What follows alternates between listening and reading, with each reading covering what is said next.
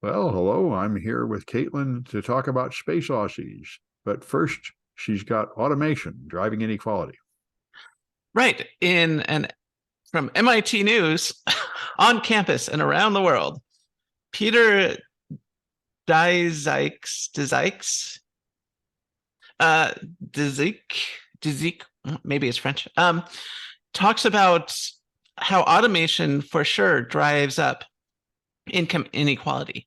So there's two things at play here. First of all, we do know that automation improves our standard of living in the long run. However, on the short term, it is often used to exploit labor, which is what we're seeing right now in things like supermarkets, where you have those self-checkout lines and stuff.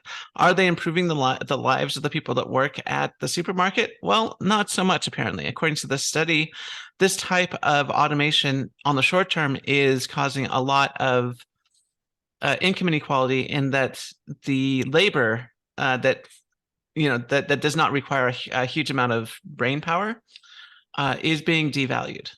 So it's creating a larger income inequality at the moment. Yeah, that makes sense, I suppose.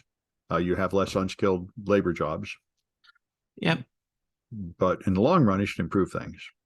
yeah, yeah. So yeah, I mean the robots in general replace a number of workers, which is always the fear of a lot of laborers, that robots will take their jobs. And it's not entirely unfounded. That does happen. With that said, on the long run, it's better, but it takes a while for the economy and for people's skills to adjust to the new environment. And so it's important to keep that in mind as we, progress technologically, because there's not a whole lot of places left in our economy for workers to go to. And by the way, there's no such thing as like an unskilled worker. That is a total myth. Every job requires some amount of skills. I don't care what it is, be it showing up on time, being able to interact with customers, being able to work with the cash register. I don't care what it is. There's no such thing as an unskilled job. Yeah, well, and this reminds me of the inflation situation where the Fed raises the interest rate, which causes the many people to lose their jobs, and that's what holds down inflation. So the poor pay for it again. Right. So yeah, I mean it's just one of those things where the rich get richer, the poor get poorer. Yep, that's the way it tends to be. All right. Well, anyway, a lot of people are going to have a lot of time on their hands over the holidays, so their CTFs are appearing. KringleCon from Sands is up, which is one a lot of people really like. I never got into it much, but other people think it's the most wonderful thing. Hi Hackme has one called Advent of Cyber. That might be good. I know the one I like is Advent of Code. Just a lot of coding challenges, but anyway, there's a lot of these things. So if you want to skill up over the break, I recommend looking into these things. And I might as well mention the last one here. There's one of these articles on CNBC.com talking about if you've been laid off, here's how you get your next job. And I thought this was actually pretty good tips. Sometimes these things are silly, but the first tip is learn some new skills. That's a great idea. I remember the last time there was a crisis at college. Well, the first time when I was there, the chancellor gave a speech and he said, I'm going to fire all the part-timers. And I was a part-timer. And I said, hey, that's me. So I went off and got some certifications and got a job at another college. And that was a good thing. I said, well, I better become more valuable. And so you should, if you're laid off, go become more valuable, learn Python or something. And then the other tips are also pretty clever. You apply a lot, especially in times when other people aren't applying, like over the holidays. They say people are hiring. Don't assume they aren't. It's harder to find people. And of course, network. Go out to meetups and events and get to know what's happening. These are all very good tips. I often tell these sort of things to students. So taking your time off and leveling up your skills with CTFs or something else is a very wise thing to do. Anyway, let's hear about these Aussies. Right. So I didn't know this, especially because Australia is so critical to the space program, but they are actually they're launching their first rockets in 2023. So Australia is famously part of the Deep Space Network. They, are critically involved in various space programs around the world, but they don't have their own space rockets. So Gilmore Space, which is an Australian space rocket company, is going to be launching their first rockets in April of 2023, according to New Scientist and Alice Klein. So that'll be interesting to see how the Australians fare in the ever-growing aerospace industry. Yeah. Well, good. I think they're 20th nation. I saw North and South Korea are both on there, and Australia is behind them. Yeah. All right. And so I was surprised to read about this, the Iranian news article, and talking about the protests in Iran and saying that, in fact, the people that have been watching Iran say, you got to realize this has been the way for at least 5 years, that the people are completely fed up with this. Only like 20 or 30% of the people in Iran like compulsory hijabs or this theocratic government. They're the most secular nation in the Mideast. They're totally not happy being ruled by this theocratic government, and they're demanding total regime change, and they have been for 5 years, which the observers know. And now at Qatar, at the Olympics, or the World Cup, their team stood silently, refused to sing the national anthem, which is a pretty strong protest. And I imagine that may have some effect, and I also imagine there may be some ruthless punishment for them when they come home. But anyway, it's getting pretty serious. The protests in Iran, they've been killing a lot of people, and they can't stop them from protesting. So there may be some regime change in Iran. And so let's hear about some Twitter alternatives. It's certainly a good time for that. Yeah, so zd.net/innovation. Let's see. They have an article talking about the best Twitter alternatives. So I didn't know this. I heard a lot about like Mastodon just by word of mouth, but there's actually a few places that people are going to right now. And they are counter.social, Diaspora, Mastodon, and good old Tumblr. Tumblr's making a comeback apparently, which would be a first. I've never seen a social media network make a comeback.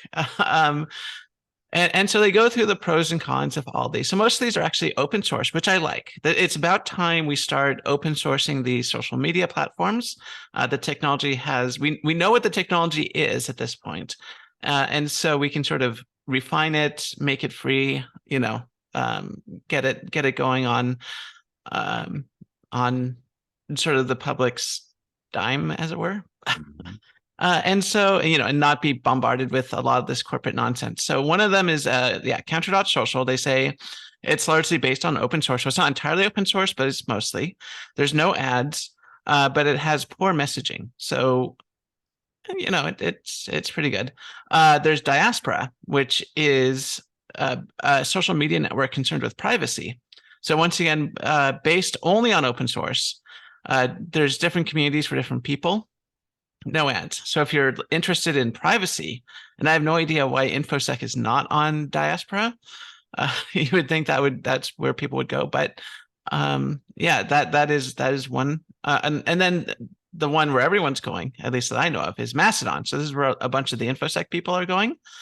And it's very Twitter-like apparently. And it's easy, to find your former Twitter people on Mastodon, which I guess is why most people are going over there. Yeah, the once again, makes it. Yeah. It's mostly based on open source. Once again, no ads. Fantastic. But and I've heard this before. The interface is kind of terrible, and messaging can be difficult. So if you're going to go to Mastodon, I would highly recommend downloading something like Signal and messaging with that instead. I mean, people are complaining about messaging. I said I would not use DMs on any of these platforms. Use Signal. Right, exactly. So that's where most people are going to right now. It's the Fediverse. Yes, that's the one I highly recommend, and not just general Mastodon, but infosec.exchange. Exactly. Yeah. And of course, Tumblr, as I mentioned, is making a comeback. But it is proprietary. They have ads. I wouldn't recommend Tumblr. Going back to that, I would say of the three, Mastodon is probably where you should be going. Although I will say Diaspora looks very interesting. Yeah, I've never seen Diaspora. The first one I know is run by the Jester. So I think you'd probably be better off with Elon Musk than him. a sort of dangerous hiding criminal. But I guess the people that are really angry protesters might possibly like it. Although I think everybody, unless he's reformed a lot, everybody that's friends with the Jesters doesn't stay friends with him for long. Anyway, Okay. So all right, and I thought if you think you're having a bad day, at least you didn't start World War III. Associated Press has fired the reporter that announced that it was Russian bombs that hit the strike in Poland. And apparently that was a lie. So bad they fired him for it. And that is pretty amazing. That is very close to the shot that started World War I. And they put it in the AP and everybody repeated it. That's why, everyone said the Russians have struck Poland. The Russians said we didn't. And it turned out it was the Ukrainians. The Ukrainians are lying about it. And, that's pretty monstrous mistake. That's what you call a career limiting move. I've never started a war. I've started lawsuits, but I've never started a war. Something to look forward to.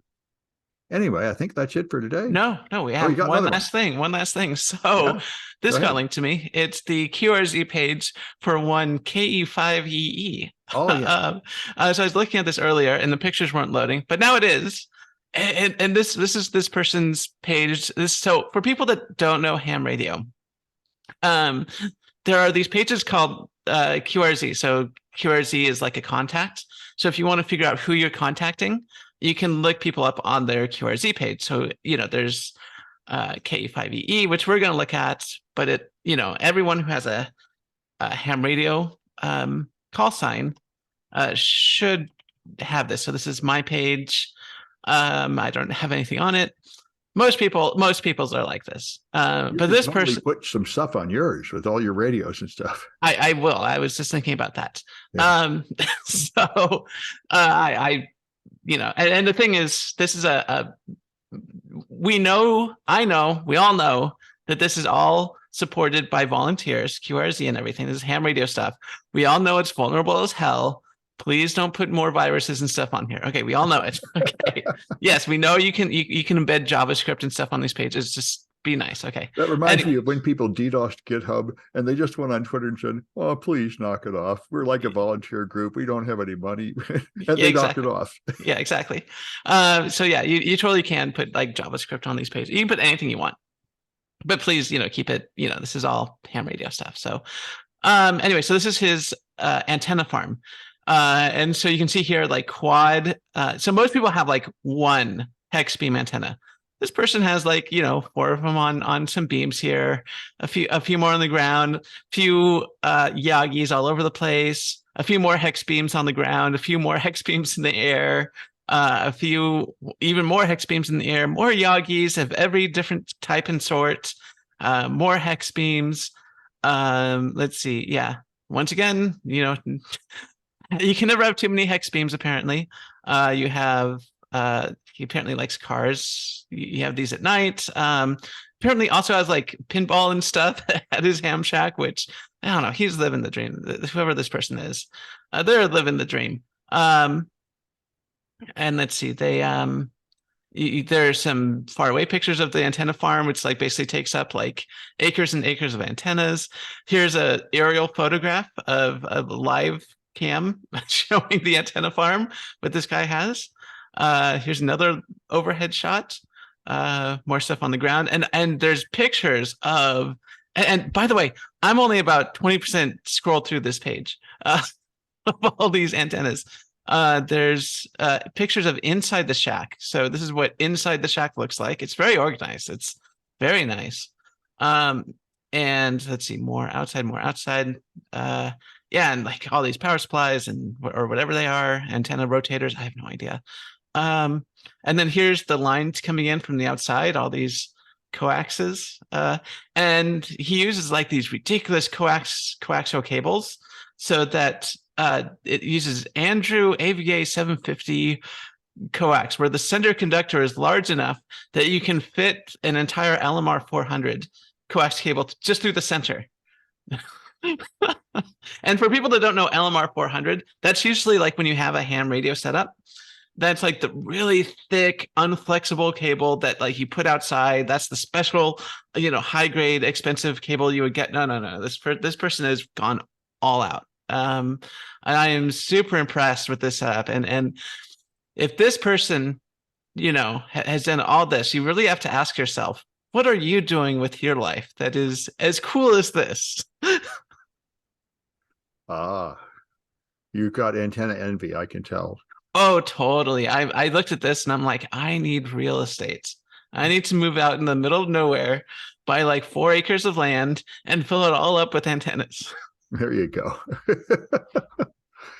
Well, it's good to have plans. And cats. Get like a bunch of antennas and cats. That's my plan. Yeah, yeah. Well, in the country, you can have plenty of cats. Yep. All right. Well, that's it for this one, and I reckon we'll be back on Friday.